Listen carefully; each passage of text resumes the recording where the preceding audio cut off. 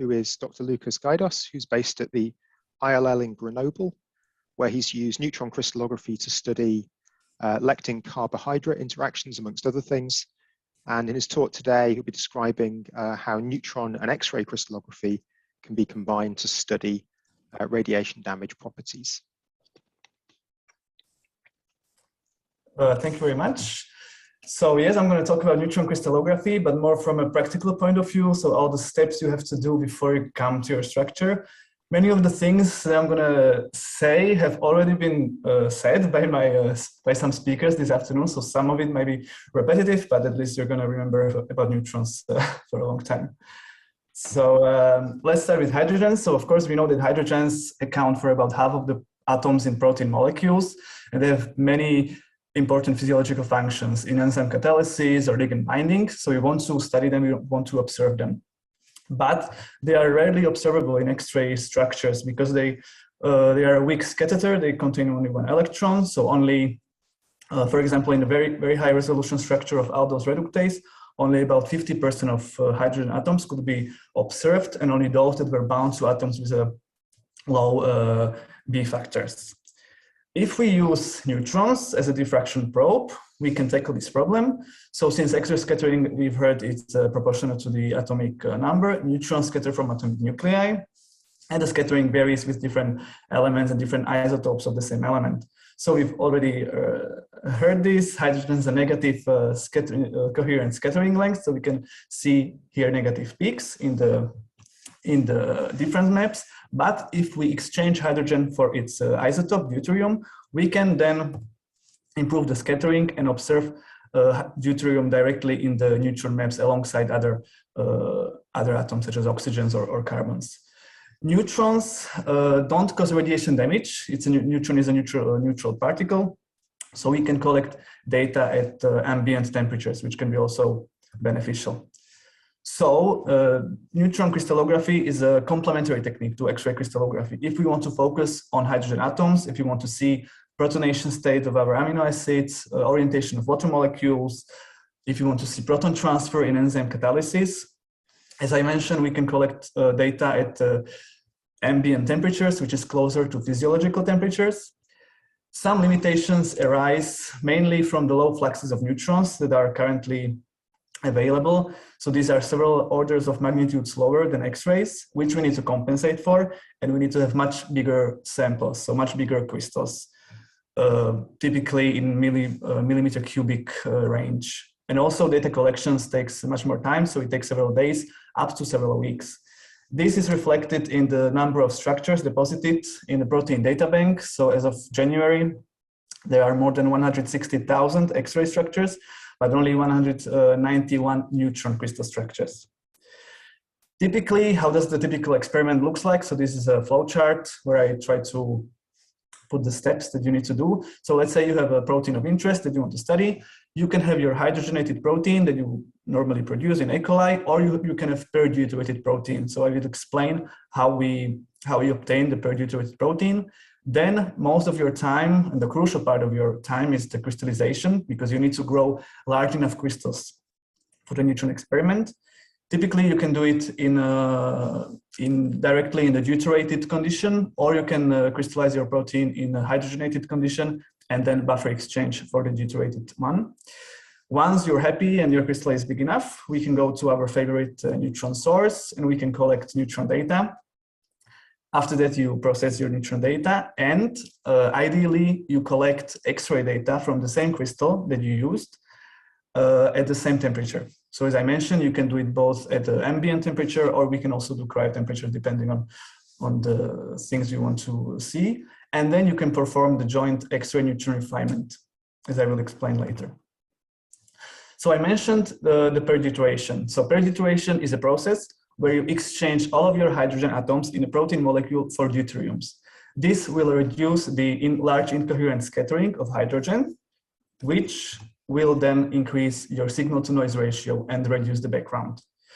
Another advantage is, as has been already mentioned, is the cancellation effect, which is caused by the CH groups, because hydrogen has a negative scattering length. and carbon as a positive. So this can lead to holes in your neutron density. So it can make the interpretation of your neutron maps quite difficult. So you can see here on the left is the partially deuterated protein. So all the gray sticks are hydrogens, and you can see the holes in the amino acids. But if you per-deuterate your protein, all of the red, yellow sticks are deuterium. So you can see the clear and continuous density. How do we do this? We do this using E. coli bacteria. So as normally you produce or typically you produce your protein in E. coli. This we use the same strain, but this E. coli has to be adapted to deuterated medium, so you can produce them in large quantity. These are some steps of the adaptation. It's basically we come from a very rich media, LB media, to minimal media with a defined composition and a deuterated carbon source, which is typically glycerol or glucose that are commercially available. And then we grow the cells in a bioreactor to a very high OD, to a high cell density, so we can obtain hundreds of milligrams of the protein to perform our crystallization trials.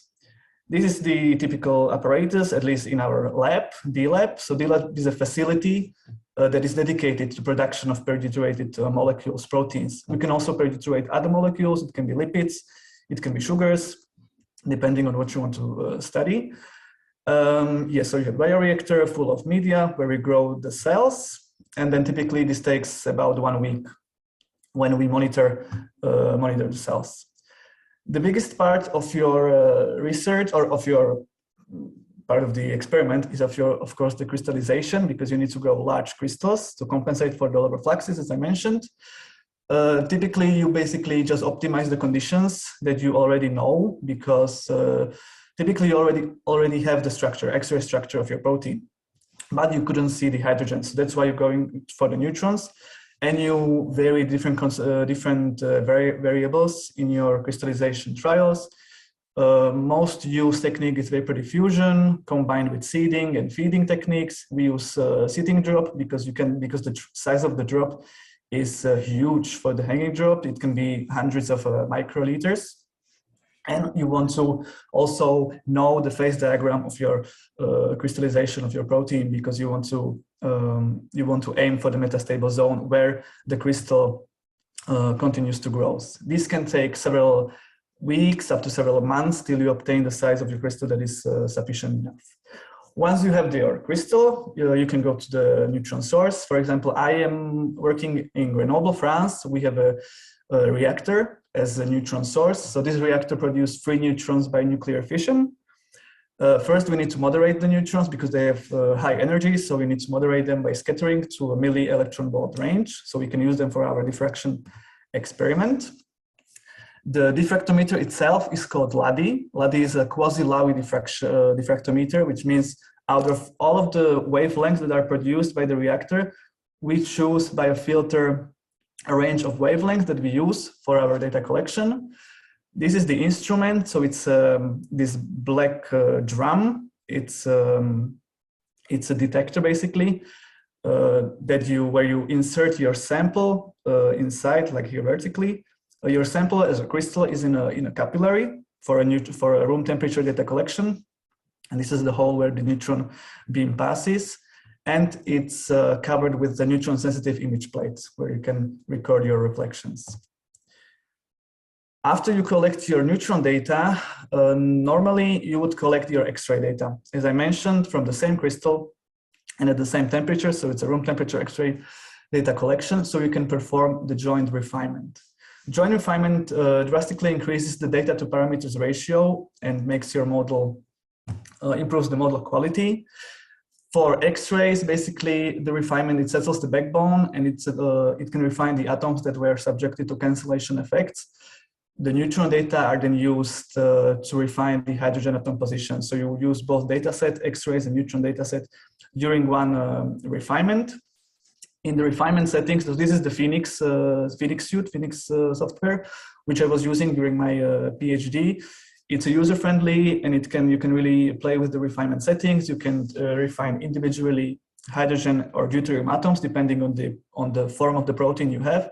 So you can add deuterium atoms to the protein, or you can add hydrogen and deuterium atoms on the exchangeable sites if you have a partially partially deuterated protein and then refine their atomic positions, occupancies, and displacement parameters individually. And you, of course, you follow the refinement R work and R3 for both data sets, and then you can observe the structure and play with the modeling in COOT. So you can here see the water molecules. So the purple is the electron density, the blue is the electron density, and the purple is the neutron scattering length density. So how does these maps look like, or typical maps? So here you can see the fully deuterated protein, where you can see all of the deuterium atoms, even the position of the deuterium on the hydroxyl group of the tyrosine residue. For a fully hydrogenated protein, you can see the negative peaks of hydrogens. The advantage of neutrons is that you can orient water molecules, which can have different shapes. So it can have a spherical shape if the water is mobile. It can have this ellipsoidal shape if it's partially bound, so only one deuterium or one hydrogen is bound, or it can have this boomerang-like shape if the water is very well bound. Protonation state, so of course you can, this is another advantage, you can unambiguously determine the protonation state of histidine residues or aspartic acid or glutamic acid residues.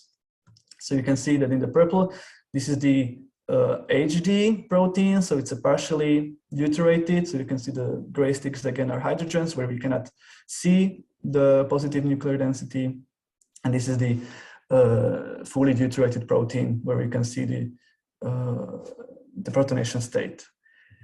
Another advantage is, as I mentioned, that the data can be collected at room temperature, and indeed in the structure during my PhD, we observed that in the glycerol-free structure that was collected at room temperature, some of the loops or conformation of the loops were altered when in presence of glycerol. So this was another advantage that we saw, that it can influence the conformation of certain loops. And a real life example in my recent work that I have published, it's on, so my PhD was on sugar binding proteins, as I mentioned. Specifically, they're called lectins. This is work on LEC-B. LEC-B is a lectin from a human pathogen, Pseudomonas aeruginosa, and it's targeted as a target for glycomimetic compounds, because this bacteria uses this lectin to attach to human cells, and we wanted to see the interaction between the lectin and the sugar. So this is a sugar, this is fucose, that is present on human cells, and the lectin bounds to sugar to initiate the infection. So what we wanted to see was the interaction between the protein and the sugar, and you can see in the gray mesh, it's the neutron density, the continuous neutron density between the hydroxyl groups of the sugar and the aspartate residues in the binding site. So we also wanted to see the protonation state of the aspartic acid residues and the hydrogen bond network, which we could unambiguously describe.